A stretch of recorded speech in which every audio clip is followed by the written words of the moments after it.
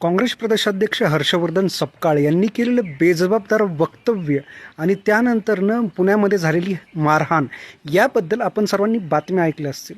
परंतु काँग्रेस आधीपासूनच टिपू सुलतान यांना पाठिंबा देणारा पक्ष आहे आणि छत्रपती शिवाजी महाराज आणि हिंदू यांच्या पाठीमागून राजकारण करण्यासाठी भारतीय जनता पार्टी नेहमीच इच्छुक असते.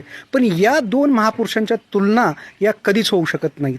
तुम्हा सर्वांना माहिती आहे की काँग्रेसचे प्रदेशाध्यक्ष वेळोवेळी वादग्रस्त उदाहरणं देत असतात आणि म्हणत असतात की भारतीय जनता पार्टी जी आहे ती या वादग्रस्त विधानांचा फायदा घेऊन दंगली घडवण्याचं काम करत आहे. परंतु रियालिटी ही आहे की काँग्रेसला आता महाराष्ट्राचे प्रदेशाध्यक्षपद बदलण्याची वेळ आली आणि महाराष्ट्राचं प्रदेशाध्यक्षपद जे आहे ते कोल्हापूरचे सतीश पाटील, बंटी पाटील, जसं की बाळासाहेब थोरात म्हणले होते, यांच्याकडे सोपवण्याची जबाबदारी आली आहे. कारण की काँग्रेस एकमेव प्रखर विरोध दर्शवू शकतं जेव्हा प्रखर नेता पुढे असू शकतोय. त्यामुळे